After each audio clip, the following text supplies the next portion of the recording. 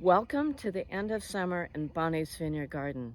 The days, though warm, are getting shorter and the nights are dipping into the 40s. One of these nights it will frost and dawn will find the tomato vines brittle and finished. But until then, we will feast on these delicious heirloom fruits in salads, BLTs, and alongside fresh burrata cheese drizzled with olive oil and balsamic vinegar. So come along with me as I join Ismail in the garden as he harvests some of these beauties for our staff lunch.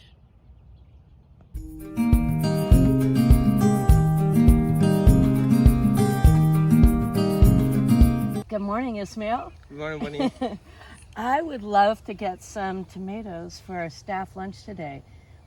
We're going to make the tomatoes and burrata cheese that we had, I don't know, 2 or 3 weeks ago. Yes. So delicious. Yep. All right. So can we get some? Sure. What are these tomatoes called? This is German stripe. German stripe? Yep. Yeah. That is gorgeous. Okay. Let's do it. Okay, so this is the regular size. Yes? So this is pretty much the end of the season. So this is how we get now. That's for one person, and the regular one is for, I don't know, 2 or 3 people. So Ismail, why did you plant this particular variety instead of the 100 other varieties of tomatoes? So this one is sweet. So I really like the color, how it looks like, and they're pink inside and red and yellow. So they're really nice variety. So they're beautiful on the inside and the outside. Yes. Yeah. We have Italian basil. Good. Yeah, I need some for this recipe. Sure. I think it's right here.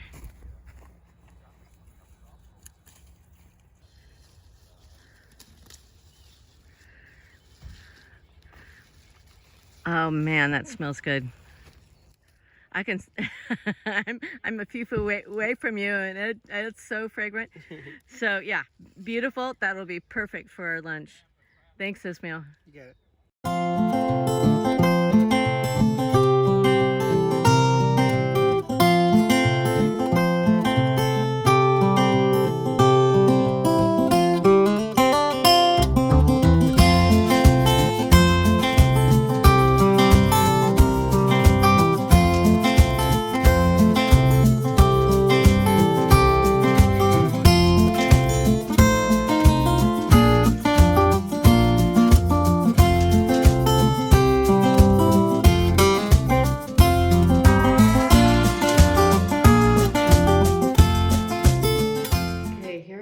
Bonny's Vineyard kitchen, and we have assembled everything we need for this dish of tomatoes and burrata cheese.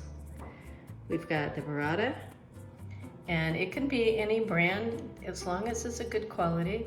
The basil from the garden, and our beautiful tomato, olive oil, and balsamic vinegar, and some salt and pepper. So here we go.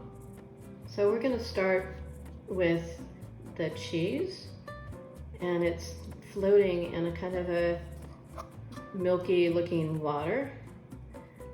And you basically cut the cheese in half and place each half cut side down on the plate. It's kind of like working with Play-Doh. The next step is to core the tomato. And in this case, these tomatoes have kind of some gnarly bits on their crown on the top. And so cut around them.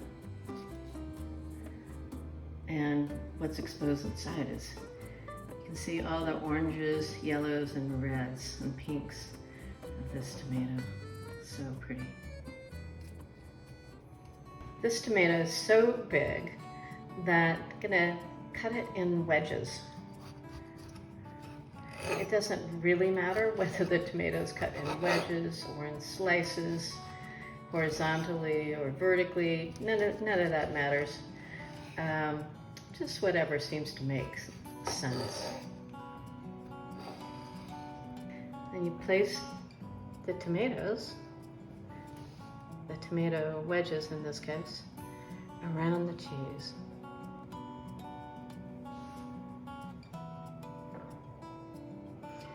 So you can see that we've used one ball of cheese and about a half of the tomato for each person in this case. But that can be adjusted according to your taste. The next step in the process is to chiffonade basil. And to accomplish this, you basically stack basil leaves that are about the same size on top of each other. And I tend to stack about 6 or 7 or something, you know, I don't count, it's just a matter you get a good stack. And then you roll them up like a cigar. So you've got a little cigar going. And then you take a chef's knife and slice it as close as you can to each other. It's a great way to add flavor to this dish or any dish that you're using tomatoes. So now that we have the basic ingredients, the next step is to generously drizzle the tomatoes and the cheese with olive oil.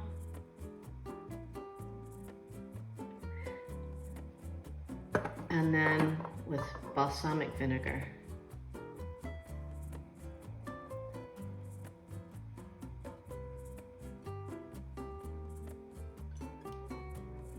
Beautiful. And then sprinkle some salt and pepper.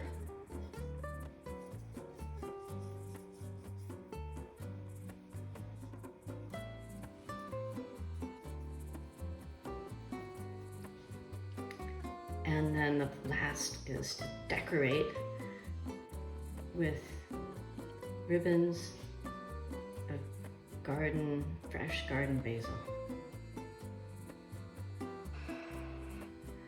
Isn't that beautiful? It tastes even better than it looks.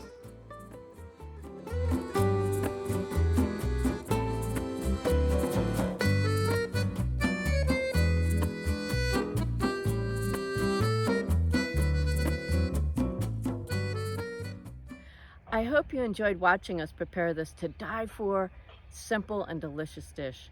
Be sure to make this at home before summer ends. This is DiVine Conversations with Bonny Meyer. I'll see you next time.